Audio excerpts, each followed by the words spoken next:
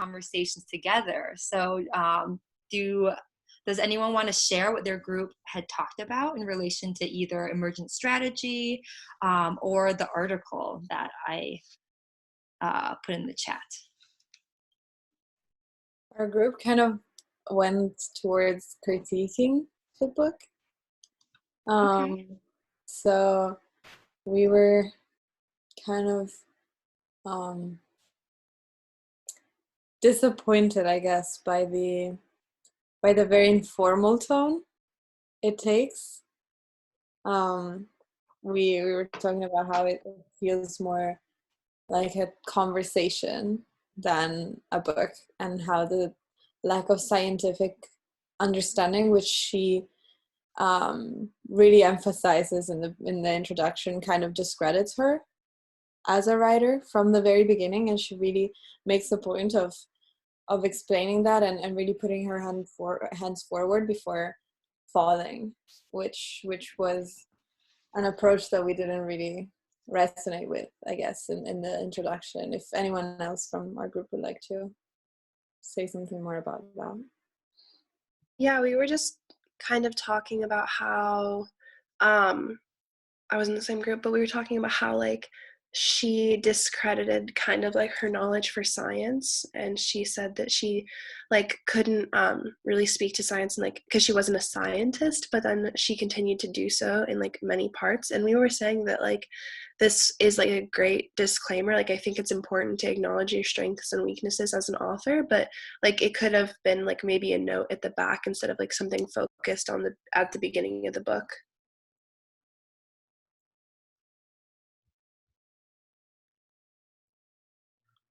What did other groups think? Did other people have the same a similar reaction about towards the tone of the book being like too informal, or did other folks interpret it a little bit differently? Like why do we think she gave that disclaimer in the beginning? I don't know. It was just kind of like the whole thing in general was just kind of confusing to me. It just seemed a little like all over the place, and like I guess like my understanding of emergent strategy was that it's kind of like a new way to go about like creating or thinking about the world, and like maybe like using ancient or like older patterns to like do so. But I don't know, the language was confusing, like the tone was a little, I still don't fully understand like the tone either. So yeah, I was just confused in general.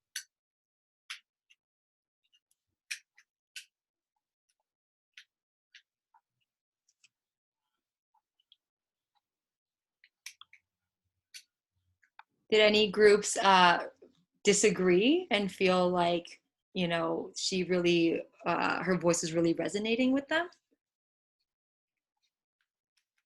Or did everybody feel confused by her tone?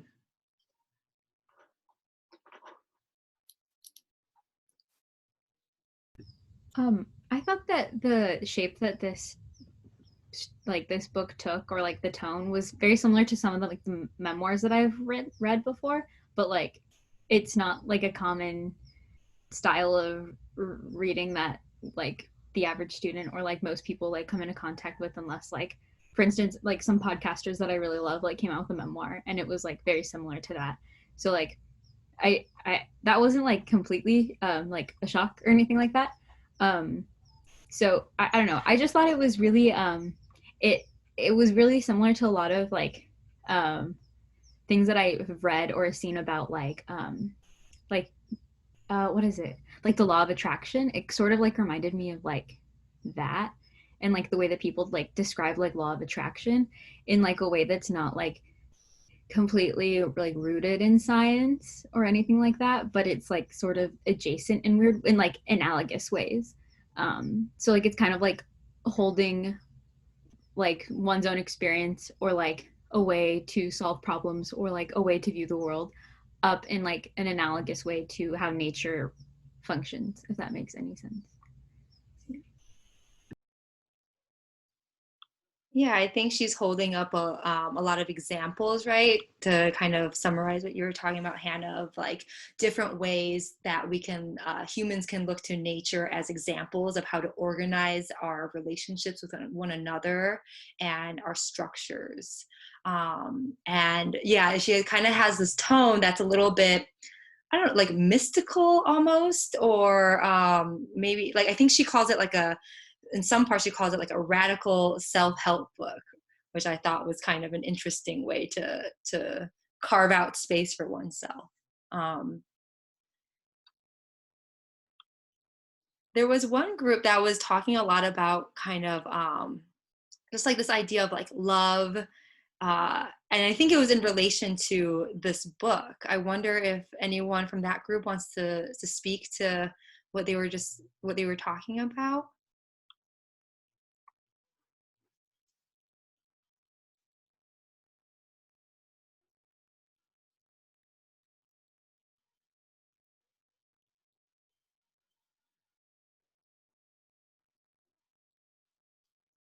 We sort of got a little off track, I think, but Pepe just started by bringing up the fact that like she just thinks love is so important and like feels it really strongly, not necessarily romantically, but like that it's a very legitimate emotion. And then we sort of got into a tangent about how people are really scared to love these days and like what's affecting that, and how like a lot of online interaction probably takes away from like more genuine human face-to-face interaction, and that could be a possible reason.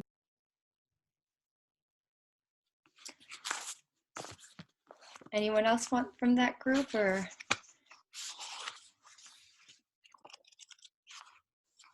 Well, I think it's really interesting that like all the points that you guys are bringing up, especially like the points about her tone kind of discrediting herself by being honest about her, maybe what might be seen as like a vulnerability or like a non-expertise in certain fields, that that kind of sets her up to put her hands out before she fell. I thought that was a really good metaphor for that. But I wonder also at the same time, it's like if that reaction from ourselves is in response to always being us being used to receiving knowledge or authority in a certain way or from a certain tone. So, what I mean by that is we are used to powerful people like talking from a position of authority, right? And of acting very confident and perhaps even boastful, or arrogant when it comes to their points of view and what they know and don't know. And so, the fact that she's starting this book basically by telling us to like, hey, let's take a breath together. Let's take a breath for the day that you've had. And there are some ants crawling on my ceiling right now.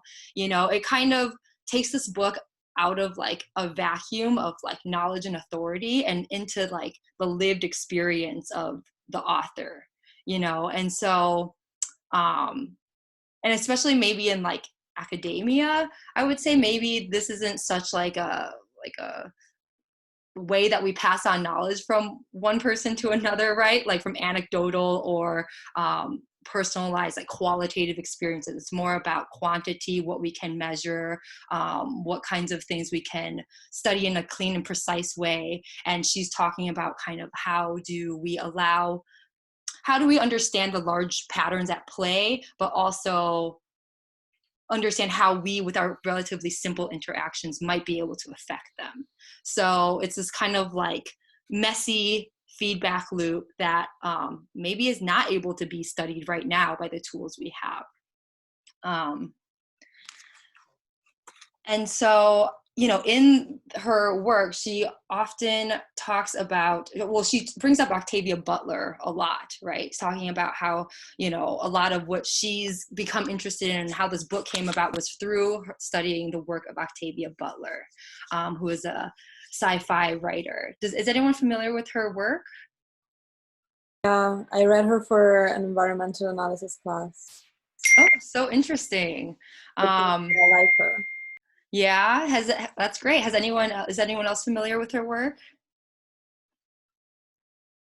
Not really? Okay. I have actually a little link that is just a short, about 4-minute video about just giving a background about Octavia Butler and kind of like, you know, her life and where like why her work is valuable and like where we might find resonance with it. So I'm just gonna put that in the chat. um, because this next project that we're going to get into has us maybe reimagining the ways that we can work together while we're not sharing any physical space with one another. And so that takes a kind of like maybe sci-fi sensibility ability and a new approach to like thinking outside of what we're used to seeing being modeled for us. So to get us in that mood, let's all watch this Octavia Butler short video, and then we can check back here and meet back up. Okay, see you in 5.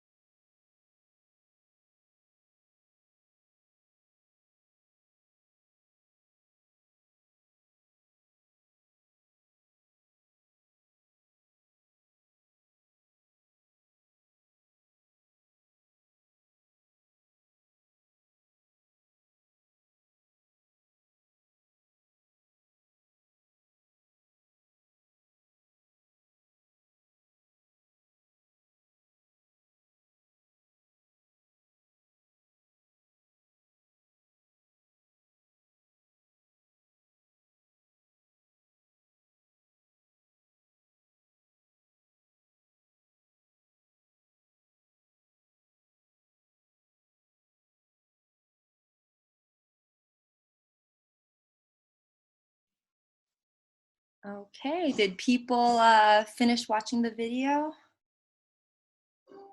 Cool. So, any comments, questions, thoughts?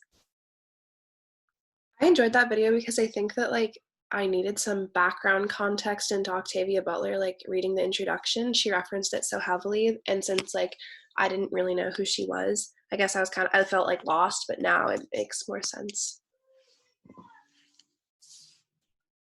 Yeah, does that help other folks as well get kind of like a context for some of what Adrienne Marie Brown was writing about? I mean, I think what struck me about I think was it in the introduction that she wrote this, but she was talking about how like imagination, our own imagination is what like limits our possible futures and creates the possible futures. I think she mentions like Trayvon Martin and other like actions of police brutality against Black folks and Black bodies, and how it's like an act of imagination. Like in the imaginations of these police officers, they were at risk or in danger of their own life. And so it, like this idea that like sci-fi can act as a way for us to like as like a necessary and crucial step towards like our own liberation really struck a chord with me. And I think, and she talks about like her own family's history where for her parents, like to be in an interracial relationship at that point in like I think she was like the 70s, that was an act of like science fiction that that her and her sister would now like grow up and live lives that they could have never imagined, right? So I think that's where I'm kind of coming at this sci-fi Afrofuturist sensibility to emphasize, is that it's as a way to like a path towards reimagining the structures that we are used to organizing the logic and like physics of how we interrelate and act together as a society. So with that said, maybe what I should do is I guess I want to kind of like introduce the final project. I'm kind of thinking about like where we've been this semester since like the first couple weeks, and I'm like, oh my god, it seems like a totally different like lifetime, right? Like in the beginning we were talking about like male gaze, female gaze, looking at psychoanalytic theory. We were at Claremont. We were thinking about like psychoanalysis and the Oedipus complex and all these different ways to like deconstruct the world around us, and kind of find the signifiers in the media that we consume every day, that we're used to consuming every day. And I feel like at this, like Octavia Butler and like Adrienne Marie Brown kind of brings us like full circle again, kind of going into the power of like storytelling and text and narrative as a tool for creating affect. That's something we explored in our second video project. And then going into our third video project, exploring kind of like the tools of capitalism, I guess, or the aesthetics of capitalism through mass media, and then learning how to take them apart and use them for our own purposes and kind of like imitate them in a different context. And so I feel like we've done a lot of deconstructing and maybe destroying some of the pleasures of our mass media culture, and now it's kind of time to think about what it looks like to reconfigure and to build it back up, which is like I would say a more messy, a more complicated, complex, unclear kind of emergent sort of process, right? Because you're not just tearing down what's already there. You have to like think about what it means and what it looks like to make something new. Like, can you even make something new? I mean, we can, but it takes work to get there. So I am going to ask you all to sign onto Sakai. And in the assignment section, there is a new assignment that is the final video project. So I'll give you a moment to read that, and when you're done, let me know by I guess just put something in the chat, or so I can know that most of when everyone's done.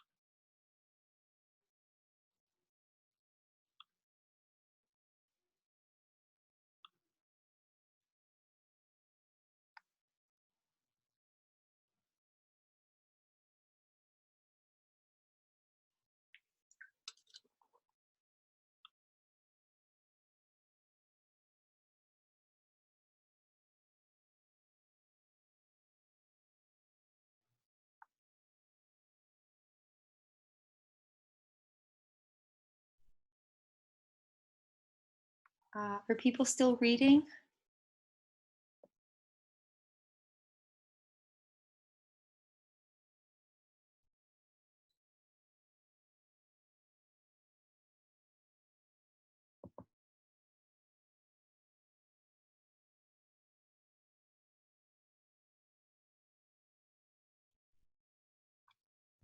Okay, it seems like people are getting done.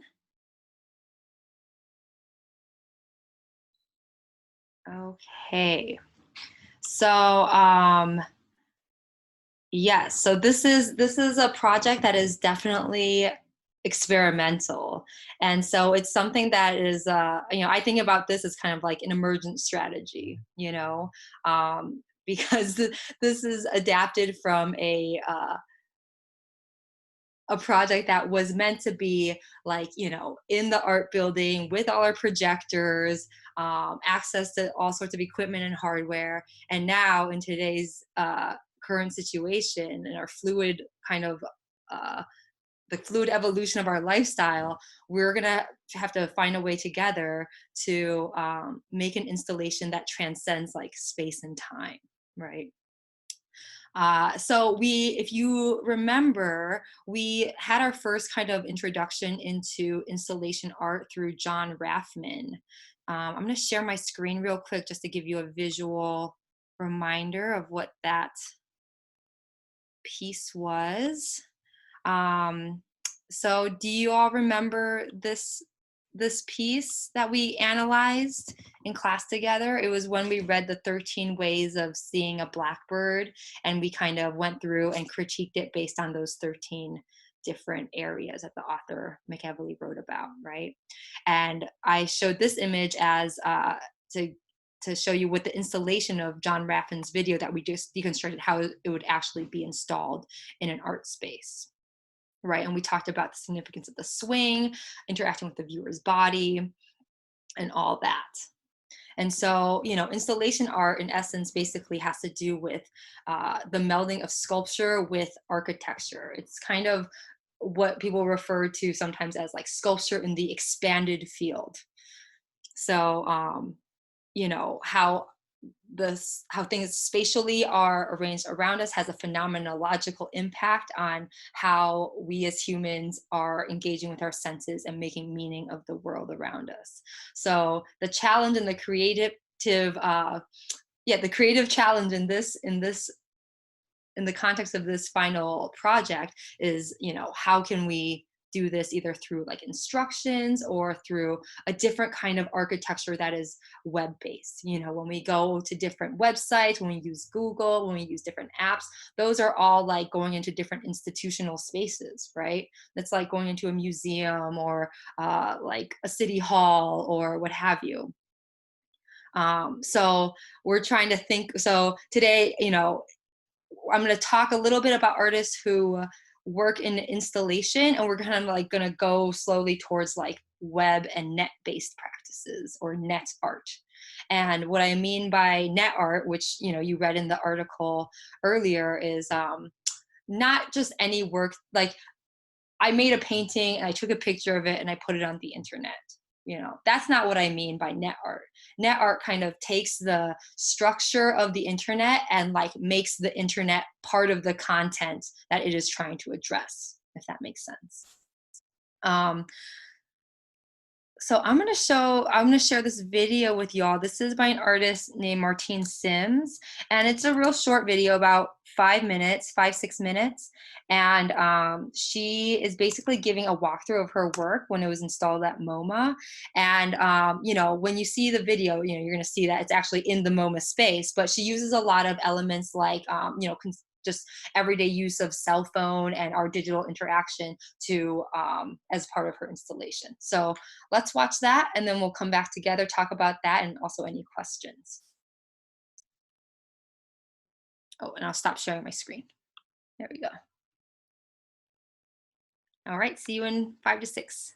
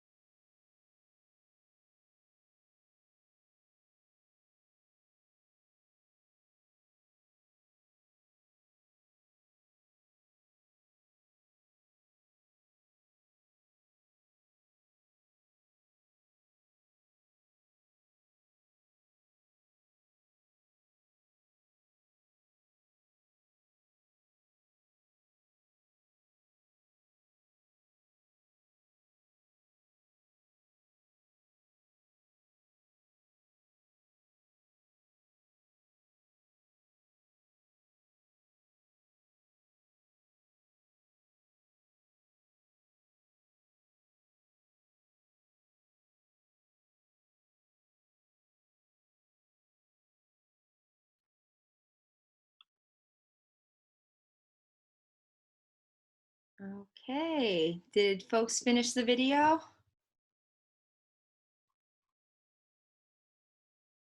What did people think of Martine Sims's work and her talk about her project?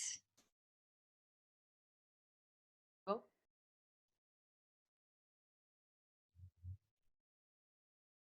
hello. Hello? Okay. I actually personally I didn't go to this show, but I went to Fairfax Avenue in LA, and there was this one place that kind of did the same type of art. But, well, of course the message is different, but like for the art perspective, I just really like how you could overlay like different digital stuff while like it's on a actual artwork. And I like her message just because it is celebrating Black feminism, well, just in like different perspectives, and like how like it's like interrogating it in like social media, and like how the internet sees certain type of group of people. Because like on one of her thing, like if you look closely, it's literally like one of these like famous gifs of like Black women, and it's like super like a lot of people use it on Twitter whenever they want to express something. um yeah, so that was my thought. Cool. Thank you, G. The show that you saw in LA, do you remember, was it her work or was it a different artist? It was a different artist. It was this Asian man. Like he like didn't really have much of a message because the owner wasn't there. But then when you walk in, it was just a painting, and then when you hold the iPad over it, it's like the whole painting is burning down. Oh, interesting. It was really cool to see that, and it was on Fairfax Avenue where like Hype Beast are at, like every like streetwear, and it's cool to see like how those things like kind of comes together. Yeah. Cool. Thank you, G. What did other people think? Any other thoughts about Martine Sims's work? I loved her the color purple um kind of idea and concept. I really liked how she put herself into a broader um movement just by using the color and having people say the color purple. That's genius. I really like that. Yeah, so she was like like consciously placing herself like in a lineage of other Black feminists throughout history.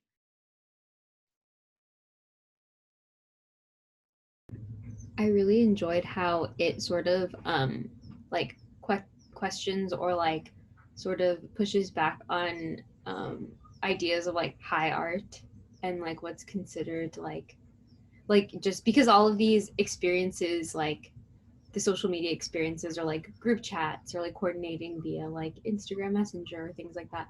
Like everybody basically a lot more people like have access to those types of interactions and experiences.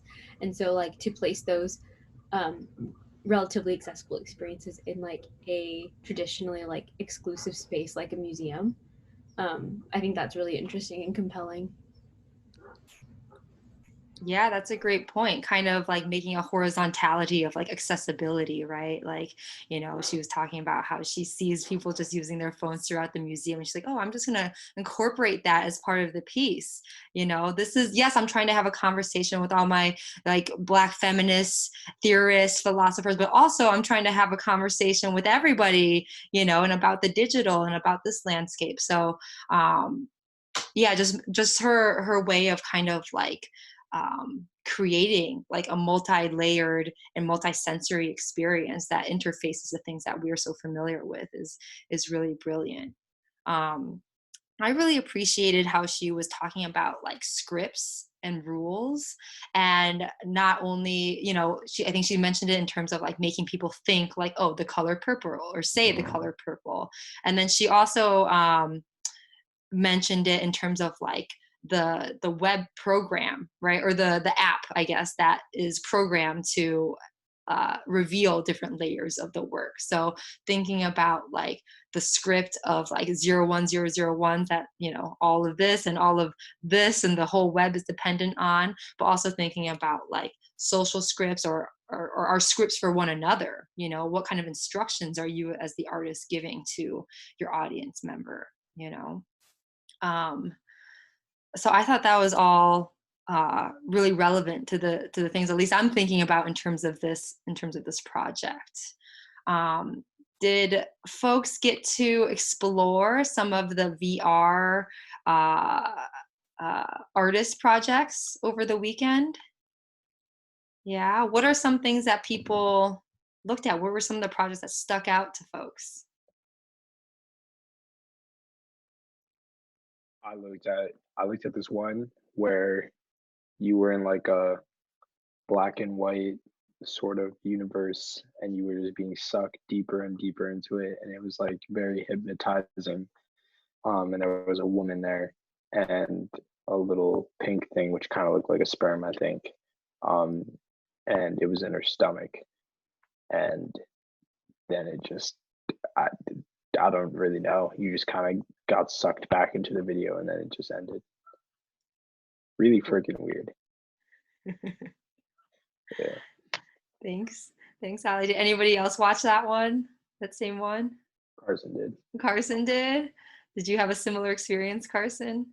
Yeah, it was crazy. I felt, yeah, because I was watching it with like a VR headset on, so like it was Same, intense. yeah.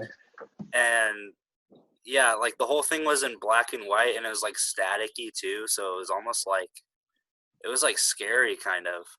But yeah, like the only like thing that had color was like that whatever was coming out of that like person's stomach. I couldn't even really tell what it was, but yeah. So you felt a little creeped out by the experience. Yeah, I liked it though. Cool, thank you. Does anyone else care to share what piece they explored?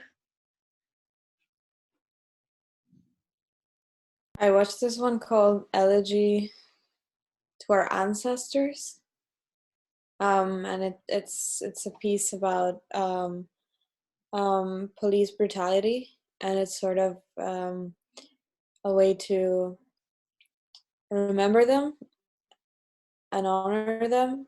And you're basically on this like grassy kind of place, and then you look at the sky, and then you can zoom in on some stars, and then there's a meaning to them, but not much else to it.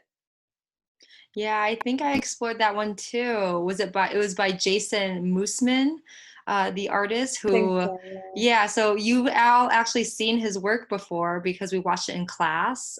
He's the person that plays Hennessy Youngman. Do you guys remember Hennessy? Defining art for us? The Pharaoh, AKA Henrock. Yeah, so this is definitely a different type of experience, very poetic. I thought it was like constellations that you like look up at, right? And then when you zoom in on a star, it's like each star represents like a person who's lost their life because of police brutality. And then I think he made also like that star part of a constellation that was that it's like a reimagined constellation, I believe, instead of being on kind of like the Western zodiac and things. I think they were based on kind of like indigenous African tribal symbols. I watched one where it was like a bunch of like white figures floating in space, and you were in like a circle, and then the audio was kind of talking about like existentialism and like what it means to be like a human and like about death. And the backgrounds like throughout the whole time, like at first you were in a matrix, but then you ended up in a forest, and then you were like trapped in a building and figures were coming at you, and it got kind of scary and like dark toward the end. So. Yeah, I think that's actually a John Raffman piece. Do you Yeah, remember? I think it is. Yeah, so he's the same artist, right? Who we looked at his installation earlier in the semester, who kind of kicked us off on the art installation concept. And that piece is really interesting because I think he had a piece it was either that piece or kind of like a physical iteration of that piece, or you actually went and like sat as a museum goer on like a sculptural representation of that like big undulating snake that Lily was talking about, and you wear the VR headset and you look around and you experience it. So this version of it is, obviously like translated to an individualized online virtual experience, right? But it sounds like from your experience, Lily, it was still very effective in transporting you. Yeah, it was very, I don't know, it just was kind of creepy, like the whole scene and just like the floating figures. It just like, it was like very real, I guess. Cool, thank you. All right, anyone else? Okay, so part of the net art world, like it's so broad that and there's so many different types, right? So in the article y'all read in the beginning of class, it went through some projects by the collective like 101101001.org, right?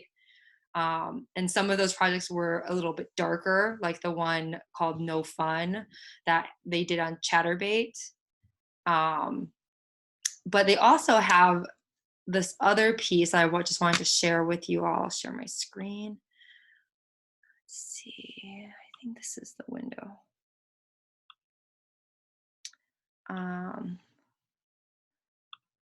So this is the collective, and they made this piece called Ceiling Cat, and it's a sculpture that was based on a meme. And so here you see all the viewers looking at the sculpture in the art space, and then this is the sculpture itself. It's a taxidermied cat poking out from the drywall of the ceiling. Here's another installation view. Okay. Profile view. I think this is installed in a different space. And then this is basically like a smattering example of the meme that the sculpture came from. So they're taking this internet meme that was circulated widely. I don't know when this was. This is probably in like, early 2000s or something. And then they made it into a physical object, a physical work of art. So this kind of like bleeding back and forth between like digital culture and kind of like our physical experience of artworks. And then I thought this is kind of an interesting image. This is how they pack the cat when it's not being displayed.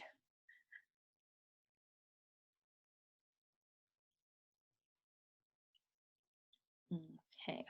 So there's that piece I wanted to show you all. And then there's also, there's a website called Rhizome that is a archive of digital, basically of digital art or net-based artworks. Does anyone know what Rhizome means? Like, do we have any like bio people? I can't see all of you, so it's hard for me to. It's like ribosome. A what? Ribosome is not like something in a cell, like what is it? Like one of those mini cells. The things inside the cell that do things. Oh yeah, like a part of a cell, like a ribosome is like there's some function that it has, right, inside the individual cell. But this is actually rhizome, which is spelled differently, R-H-I, I think, Z-O-M-E. And a rhizome is a kind of a root system that is horizontal. So instead of like roots that shoot up and down, it's a horizontal stalk, and then like different plants come up at different points. So thinking about it in terms of like Adrienne Marie Brown and emergent strategy and like biomimicry and what we can learn from nature, I'm like, oh, that's a very like interesting metaphor for this net art archive to call itself, right? So let me just show you a project from Rhizome. So they have a whole archive of different artists' works. So, if you are curious to learn more, I encourage you to go on there and poke around. It's just rhizome.org right here. And the piece I'm talking about is this. So just move this over here. So this is a piece, it's called The Internet Bedroom, presented by collective IDPW. So the premise is, let's have a sleepover on the internet. This is like an archive of the project, but their premise, let me just go back to the last page. So this is how it exists on Rhizome. It says, a live stream in which participants spread across the globe sleep in shifts over 24 hours. According to the artist, this project creates a community that is connected through sleep and functions outside of language, with the playful hope of seeing a dream of electric sheep grazing with bots. So then when you click the view work, it goes to the original page. And when you click on a video,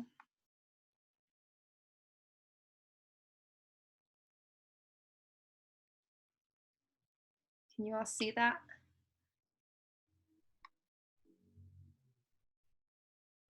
So you can see this video is like 8 hours and 22 minutes long. So basically this is the video of one of the participants, I think, who are taking part in this internet sleepover. So this is something with like a totally different kind of tone that uses the internet as like this playful kind of maybe I don't know, bonding or like all inclusive activity that people can participate in together with like something as like basic as sleep. But it's using the net to create structure for that to happen. For us all to sleep alone, but together. Okay. So we'll stop sharing that. Let me come back in here.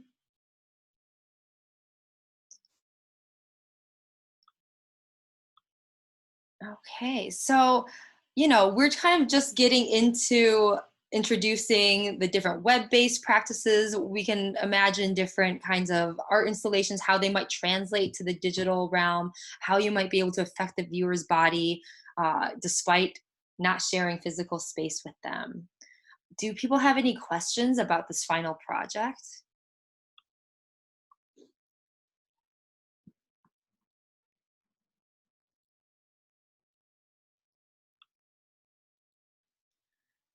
The other part of it was that, I did make it open so that you can work either alone or in pairs or in small groups or even together as a whole class. And, I don't know if people have immediate thoughts about that, but I just wanted to make some space to see if there's a conversation that can emerge regarding that.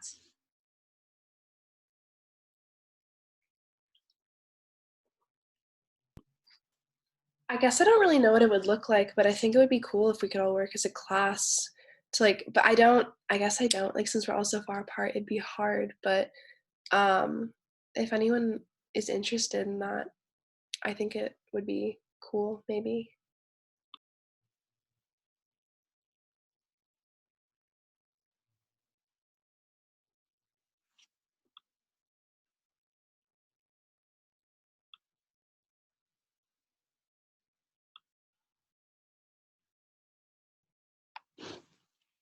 Are you suggesting just one video for the entire class? Because I'd be with it. Yeah, possibly. Like I don't really know. I think it's like definitely that would be one option. I think that like, or we could have like different parts that could interact with each other. I have no idea what I'm thinking for this project or like what anyone else is thinking for this project. So whatever works. What would be cool?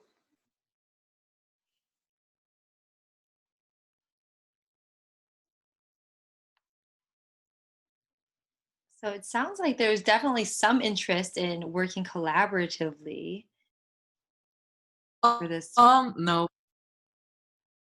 I just had to say it. Sorry. Go ahead.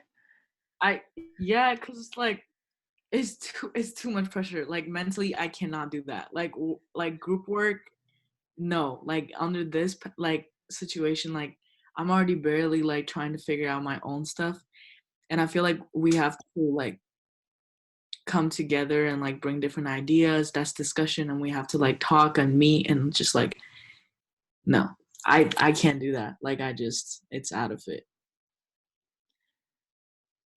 But So yes. it sounds to G, from what you're saying, you envision if every like you envision a collaborative process being actually more work than doing an individual project. I mean, it really depends on like what we're trying to achieve as the final goal. Like it really depends. I want to hear like more opinions. I think it would be kind of interesting to see what sort of story we could tell with like a formatted video that kind of looks like a Zoom call. Because I don't know, because I think it's like a medium that we're all kind of like familiar with. And I don't know, what if we like all videotaped individual clips and then pasted them together on the same video, like they were supposed to interact with one another in some sort of way. That's like an idea of sorts, or something that maybe we could think about. Or not at all. I feel like group stuff gets difficult when you get to the editing stage, because who's going to do the editing? And like, what if other people aren't happy with the editing that one person does? You know?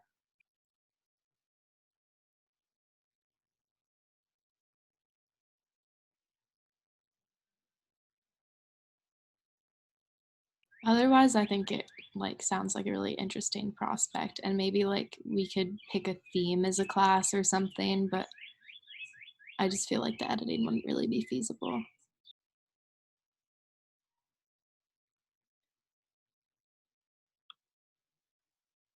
Yeah, I think it really depends on like what kind of structure you were gonna give yourselves if you were to decide to work collaboratively, because not everybody, yeah, there would have to be some kind of like division of labor somehow, right? Like not everybody needs to be involved in the exact same thing. So maybe somebody would have more authority over one area while some other person or some other section of the group has more authority over another.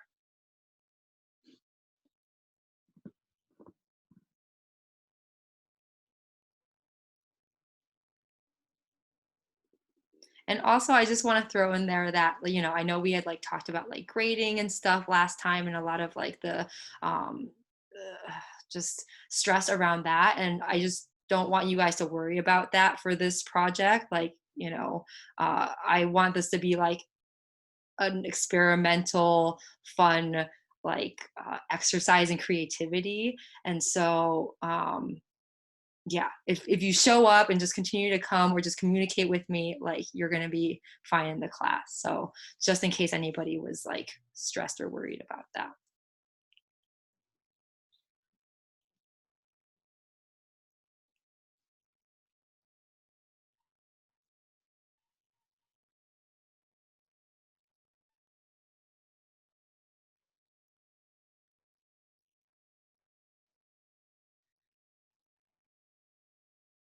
So I guess what I'm saying is like if anyone wants to work in a group project, like I would be open to that. And so if anyone else like wants to, like I know that everyone else like has their own opinion on it, but like I am open to working with other people too if like anyone wants to.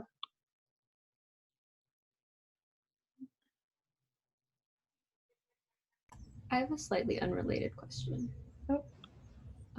So if it's for like that example. Oh, I'm sorry. Oh, sorry. Sorry. I was like, where's that? Who's that has all that background noise? It's me.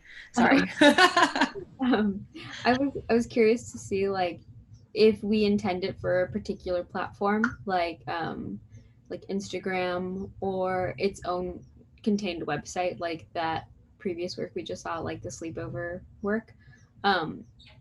Should we finish it on that platform and present it in that way, Does that make sense? Or are we just like showing the edited footage that we have that would be in that space or in that finished? I think you would show, ideally, you would show it on the platform that it was created for. So if it was like an Instagram account, that the viewer is supposed to watch the video on, then I would like to experience it through like Instagram. And to get the viewer to that place, there would be some like maybe instructions or something like that in the artist statement, or like a supplemental artist text. Does that make sense? Yeah. Thank you.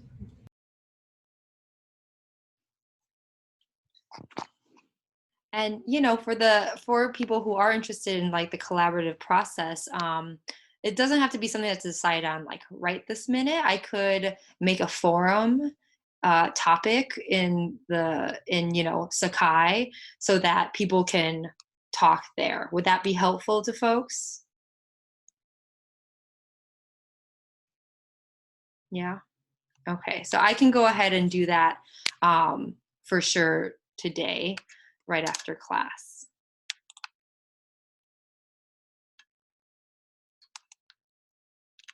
And like I said, it's not something that needs to be decided like right now. So just start to maybe think about it, ideate about it. Maybe there's a structure that works to like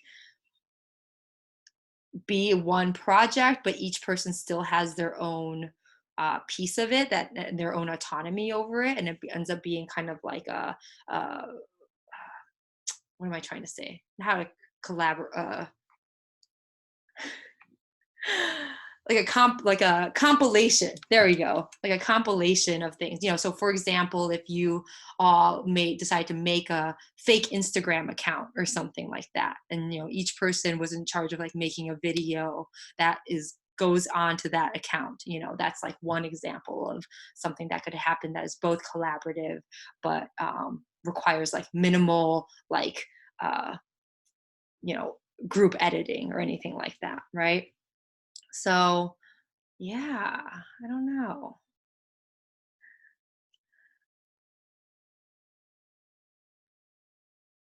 Any other thoughts or questions while we're here? Spitballing?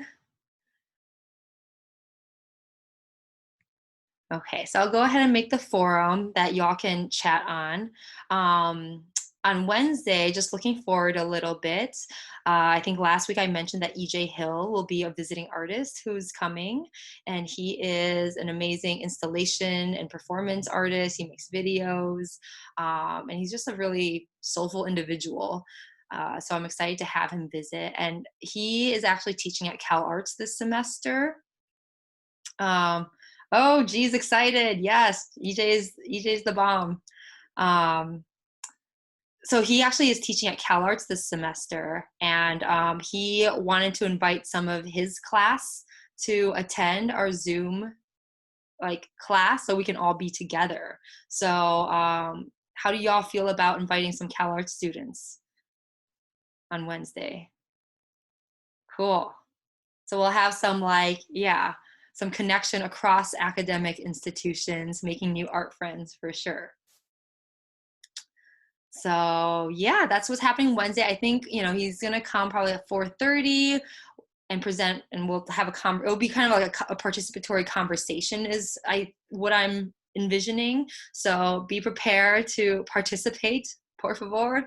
And let's see, is there anything else I wanted to talk about? I don't think so. I think that was it. If y'all don't have any more questions or comments. No? Okay, so thank you all for coming to class today, for your participation and attention. I will make the forum right now. And yeah, have a good rest of your night. I'll let you do what you gotta do. Bye, See y'all. thank you. Thank you. See y'all Wednesday.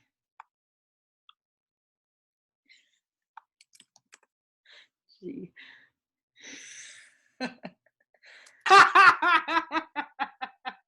Sorry, I just had to do that. Professional, G. I'll let you go do what you gotta do, Bye, y'all. Bye.